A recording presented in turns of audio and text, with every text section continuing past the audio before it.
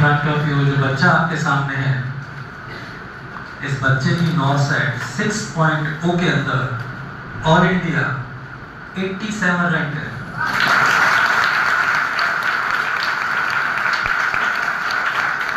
And he is qualified or selected for Bathinda AIIMS by choice.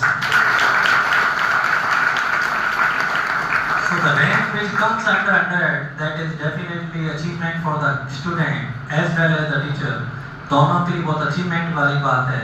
और ये आपके जैसा ही बच्चा है, आपके बीच का बच्चा है, तो सिलेक्शन के बाद इस बच्चे को टाइम मिला तो ये अपने टीचर्स के पास आया, जैसे कि बच्चे आते हैं, और खुशी होती है जब कोई बच्चा आता है टीचर के पास और ये बताता है कि सिलेक्शन हो गया। ये इतनी बड़ी खुशी है जितना कि घर वालों को होती है टीचर के साथ। समझ आ रहा है बच्चे?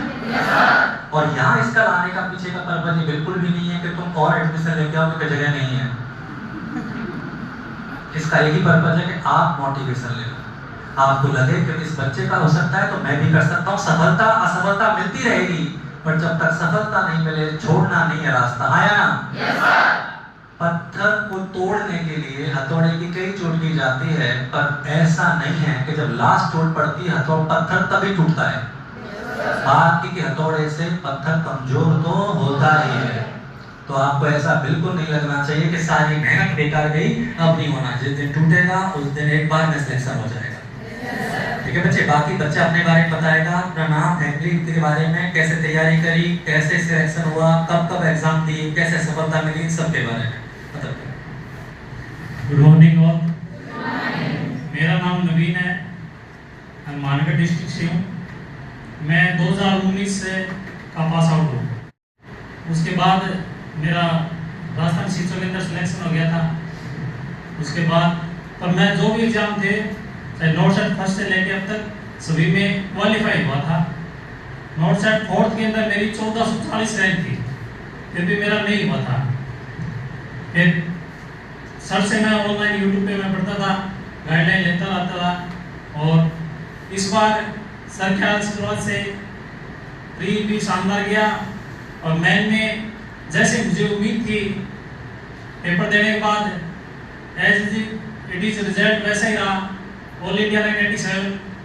मैं सर को जैसे सिलेक्शन मेरा 87 रैंक आई थी, मैंने सर को बोल किया था कि सर मेरे को चॉइस मिल जाएगी क्या? सर ने बोला तुझे नहीं मिलेगी तो किसे मिलेगी?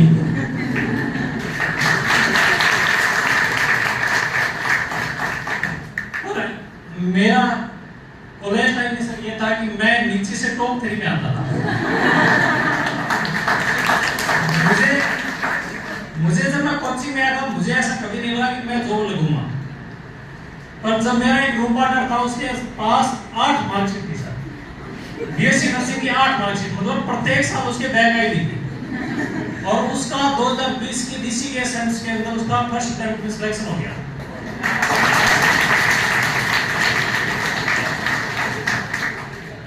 बैग तो मेरी फर्स्ट ईयर में थी। ये लाइन इनको ज्यादा मोटिवेट करेगी कि पढ़ना भी कोई खास जरूरी नहीं है, सिलेक्शन हो ही जाता है, एक बार कोचिंग ढंग से हो जाए तो नहीं।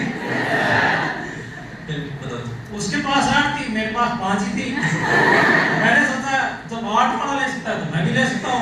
इसके पास 5 थी इसलिए 24 में हुआ। इसके पास 8 थी इसलिए 20 में हो गया। 2-3 और मेहनत कर लेता तो 21 में ये भी निकल जाता। क्योंकि जब कोचिंग में आए थे तब ऐसा लगा था कि सब टॉपर है, पता नहीं अपना होगा या नहीं होगा, पर ऐसा कुछ नहीं है। जो मेरे क्लास में हम 40 थे, जिनमें से सिर्फ अभी तक 4 का हुआ है, 3 पहले हो गया, 1 मेरा हुआ है, और बाकी जो वो अभी तक तैयारी कर रहे हैं। ये नहीं है कि नीचे वालों का नहीं होगा, बिल्कुल भी नहीं है ऐसा। तैयारी करोगे हो जाएगा, कंफर्म है, श्योर है।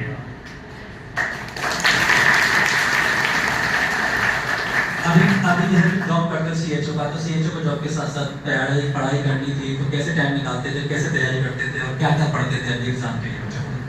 मैं सीएचओ ड्यूटी जाने के बाद जो नोट्स थे सर के वो पढ़ता था। नाइट में जब ये सर यूट्यूब पे क्लास लेते थे वो मैं क्लास लेता था। मेरा ड्यूटी नहीं था। और जब अगर मैं बीच में महीने में ना छुट्टी भी ले लेता था सीएचओ से, तो इतना लोड नहीं था सीएचओ के अंदर। मैं 12-11 बजे तक 2 घंटे जाके आ जाता, 3 घंटे जाके आ जाता था वापिस।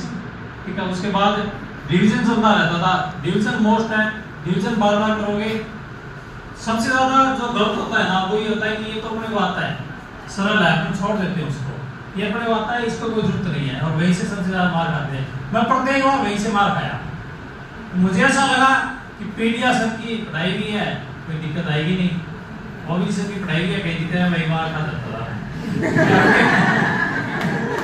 और क्या मैंने ऐसा नहीं किया। मैं जब नॉर्थ साइड फोर्थ के अंदर मेरी 1440 रैंक में रहा था, मैं नॉर्थ साइड फोर्थ के अंदर शायद 1417 या 18 के आसपास, 19 के अंदर मेल में सिलेक्शन हुआ था।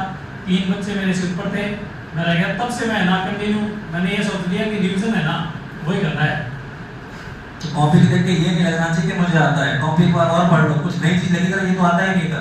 मिलेगी नहीं ना, पक्का मिलेगी सर, 100%। जितनी बार पढ़ोगे तब नहीं मिलेगी, ये कन्फर्म है। तो बस तुम्हें नया नया घूमना है, किस बार क्या नया मिलेगा? कहते हैं ना समुद्र में गोता लगाओ तभी तो मोती मिलेगा। तो गोता लगाते रहो कॉपियों में, मोती मिल ही जाना है एक दिन। ये तो भटकते हैं सब जगह, 50 चीज देखनी होती है, 50 चीजें किताब पढ़नी होती है, फिर सब पढ़ के फिर याद कुछ नहीं रहता है। इनके लिए कुछ बोलना चाहेगा सर? एक ही चीज बार बार पढ़ोगे, यहाँ भी पढ़ लिया, दूसरे प्लेटफॉर्म पे पढ़ लिया तो नहीं होगा। क्यों भटक जाते हैं सर? ये क्या है? क्यों? डाटा, हकीकत है कि डाटा है ना सब अलग अलग देंगे। अगर एक्चुअल में पढ़ना है ना तो एक में पढ़ो, सर पढ़ा रहे हैं इतना काफी है। और 87 आगे डेटा सही है तो काम कर लेंगे। लास्ट में क्या है भाई, ये तो मुमकिन है।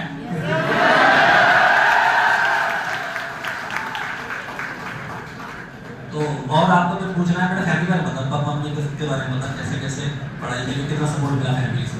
तो फैमिली बहुत जरूरी है सर। परिवार में हम 4 बहन भाई हैं, जो जिनमें से 2 पहले ही ऑलरेडी लगे हुए हैं। एक सिस्टर है बड़ी, वो टीचर है, एक छोटी सिस्टर है, मतलब मेरे से बड़ी है, मैं सबसे छोटा हूँ। तो 2 नंबर की सिस्टर है, वो पहले पीजी चंडीगढ़ के अंदर थे सर, फिर वो कनाडा चले गई। महिला में पहले बाजी मार रहे हैं, 90 में 2020 का देख रहे हो। भाई है वो तैयारी कर रहा है, साथ में हमारा सर एक पैटर्न का वो संभालता है। और मैं शुरू से तैयारी में लगा हुआ था। मेरे से घर वालों को उम्मीद नहीं थी कि होगा। इसका सिलेक्शन घर वालों की लकी ड्रॉ है, क्योंकि टॉप 3 बॉटम में से आने के बाद घर वाले भी छोड़ देते कि इसका मेरा कॉलेज में से ये मेरा जूनियर, इसको पूछ लेना बाद में चाहे। मेरा कॉलेज में से महीने में एक बार एस्टिमेट करते थे, श्योर था ये चीज का। घर वाले कहते थे डिग्री करेगा या नहीं ये पता नहीं इसका, पर ये सर रेगुलरली रखिए, हो जाएगा आराम से, कोई दिक्कत नहीं है। पढ़ने से होगा और असफलताओं से घबराना नहीं। 19 का बच्चा 2 बार, मतलब हर बार क्वालिफाई होने के बाद सिलेक्ट नहीं हुआ, पर जब हुआ तो बिल्कुल घर के बगल में हो गया। हनुमानगढ़ से 140 किलोमीटर है मात्र बठिंडा, जैसे कहते हैं घर में नौकरी करना सेंटर भी, समझ में आ रहा है? तो जो यहाँ लिखा होता है ना वो बदलता नहीं है, बस तुम्हारी मेहनत की कमी है, और मेहनत में लगे रहो, जो लिखा है वो मिलेगा जरूर, क्योंकि आज नहीं तो कल होगा, और हर मुश्किल का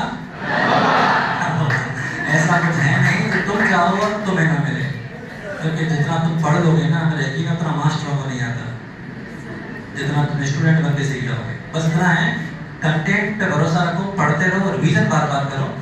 तो बस इतना है। बच्चे के लिए 87 के लिए बहुत बहुत शुभकामनाएं मेरी तरफ से, परिवार की तरफ से, और आप सबकी तरफ से बहुत बहुत शुभकामनाएं। भविष्य की हमेशा खुश रहे, घर वालों को खुश रखे, पेरेंट्स को खुश रखे। ठीक है बच्चों?